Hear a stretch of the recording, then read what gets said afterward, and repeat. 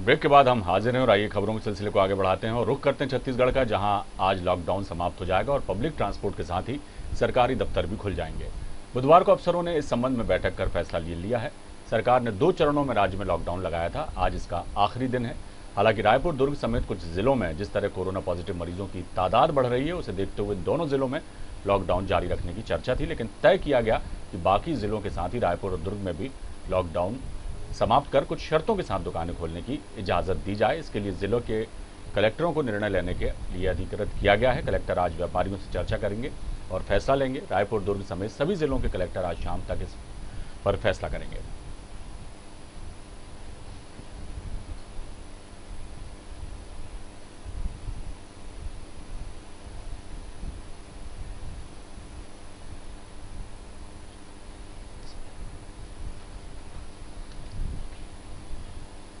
और इस खबर पर हम सीधे चलते हैं। हमारी संवाददाता निधि प्रसाद हमारे साथ जुड़ी हुई है। निधि, लॉकडाउन खुल गया है लेकिन कुछ शर्तों के साथ जिस अनुमति दी गई है दुकानें खोलने की, और फैसला ये भी हो सकता है कि रायपुर और दुर्ग में लॉकडाउन लगाया भी जा सकता है। व्यापारियों से चर्चा करेंगे कलेक्टर। क्या कुछ लोगों का कहना है और क्या कुछ कहना है प्रशासन का? जी बिल्कुल, आपको बताना चाहेंगे जिस तरह से छत्तीसगढ़ में स्थिति है कोरोना के संक्रमण की वजह से दिनों दिन लगातार जो है मरीजों की संख्या में इजाफा होता चला जा रहा था। इसे देखते हुए राज्य सरकार ने अहम निर्णय लिया था लॉकडाउन करने का। ये जो लॉकडाउन था वो 2 चरणों में किया गया, जिसमें पहला लॉकडाउन जो था उसे 6 दिनों तक का किया गया था और उसके साथ एक बार फिर कोरोना का संक्रमण और इसके बढ़ते मरीजों की संख्या में कमी नहीं होते देखते हुए राज्य सरकार ने फिर से निर्णय किया कि इसे 6 अगस्त तक बढ़ाया जाए। और इस बार जो लॉकडाउन किया गया था इसका पूरा अधिकार प्रशासन को था, जिला कलेक्टरों को था। और इसके साथ ही आज 6 अगस्त है, लॉकडाउन का अंतिम दिन है, जिसे लेकर कल ही अफसरों की बैठक हुई थी, जिसके बाद यह निर्णय लिया गया कि लॉकडाउन खोला जाएगा और इसके साथ ही सरकारी दफ्तर भी खुलेंगे। लेकिन जो व्यापारी जो है, जिस तरह से दुकानें खोली जानी है, इसको लेकर सारा जो है अधिकार वो जिला कलेक्टरों को दे दिया गया है। इसके साथ ही अगर हम बात करें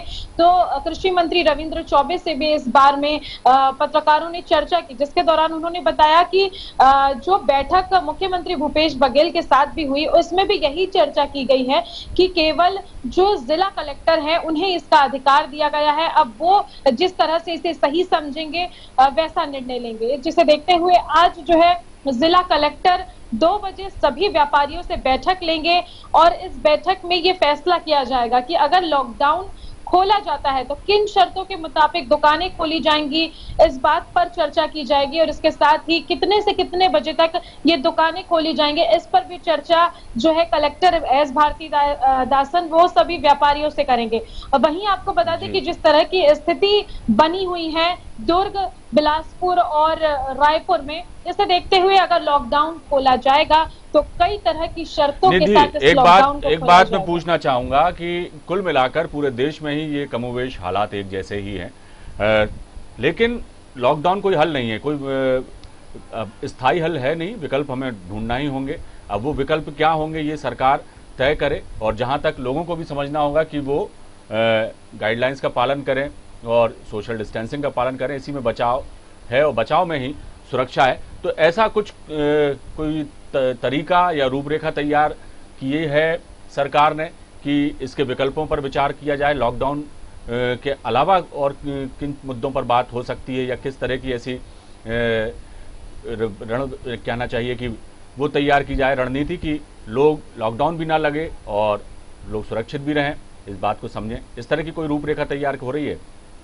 जी बिल्कुल, इस तरह की ही रूपरेखा तैयार की जा रही है, क्योंकि जब कलेक्टर व्यापारियों के साथ बैठक लेंगे उसमें ये चर्चा तो की जाएगी कि दुकानों को कितने समय से लेकर कितने समय तक खोलना है। इसके साथ ही दुकानें अगर खोलेंगी तो उस पे सोशल डिस्टेंसिंग, मास्क की अनिवार्यता, इन सारी चीजों पर बात की जाएगी, पूरी गाइडलाइन जारी की जाएगी और उस गाइडलाइन के अकॉर्डिंग ही इन दुकानों को खोले जाने के निर्देश दिए जाएंगे। क्योंकि जिस तरह से स्थिति बनी हुई है उसे देखते हुए कई तरह की गाइडलाइन और कई तरह की शर्तों के अनुसार और उन शर्तों पे चलकर ही व्यापारी अपनी दुकान खोल सकेंगे। यानी कि अगर दुर्ग, बिलासपुर और राजधानी रायपुर में लॉकडाउन खोला जाएगा तो ये कई तरह की शर्तों और गाइडलाइन के हिसाब से ही खोला जाएगा। निधि, एक और बात तो अगर हम ये है आपको कि जिस दिन बताएं, से जी जिस दिन से ये कोरोना संकट हमारे देश में शुरू हुआ है, उसी दिन से इस बात की निर्देश दिए जा रहे हैं और विज्ञापनों के जरिए और जितने भी साधन हो सकते हैं प्रचार के, उनके जरिए लोगों को बताया जा रहा है कि सोशल डिस्टेंसिंग का पालन करें, वो मास्क लगाकर रखें और दूरी बनाए लोगों से, बार बार हाथ धों, सैनिटाइज करें अपने हाथों को। इन तमाम चीज़ों की सलाह शुरू से ही दी जा रही है। उसके बावजूद भी लॉकडाउन भी किया गया, लंबा लॉकडाउन चला, उसके बाद फिर लॉकडाउन में छूट भी दी गई, लेकिन कहीं ना कहीं लोग अभी भी लापरवाह बने हुए हैं। ये बड़ी समस्या है। तो लापरवाही लोग ना करें, इसके लिए क्या कुछ सरकार करने जा रही है और करना चाहिए? जी जी बिल्कुल, अगर लापरवाही की बात है तो ये बिल्कुल देखा जाता है कि हर जगह जिस तरह से अगर दुकानें खुलती हैं, तो वहाँ पर लोग सोशल डिस्टेंसिंग का पालन बिल्कुल भी करते नज़र नहीं आते और कई तरह से हमने भी आपको खबर के माध्यम से प्रमुखता से दिखाया कि लोग किस तरह से सोशल डिस्टेंसिंग की धज्जियाँ उड़ाते नज़र आते हैं। तो इस तरह की तमाम चीज़ों को देखते हुए राज्य सरकार ने भी ये फैसला लिया था और इसके आदेश कलेक्टरों को दिए थे कि अगर कोई मास्क नहीं लगाता है या सोशल डिस्टेंसिंग का उल्लंघन करता है, तो इससे जुर्माना वसूला जाए और अगर जुर्माना देने से भी मना करता है, तो इसके अलावा उस व्यक्ति पर अपराध भी दर्ज किया जा सके। ये सारे निर्णय इसलिए लिए गए क्योंकि जो लोगों में सोशल डिस्टेंसिंग की अनिवार्यता नहीं दिखाई देती है और सोशल डिस्टेंसिंग को फॉलो नहीं करते हैं लोग, जागरूक नहीं होते हैं। इन सारे तमाम बातों को लेकर राज्य सरकार ने ये भी फैसला किया था।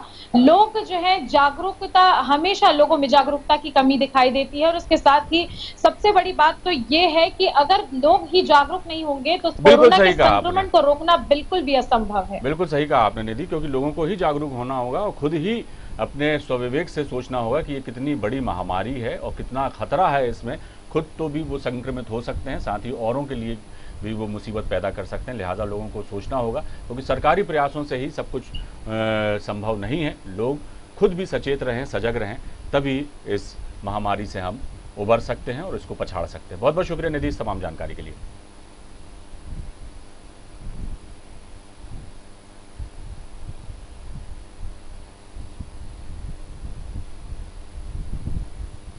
उज्जैन में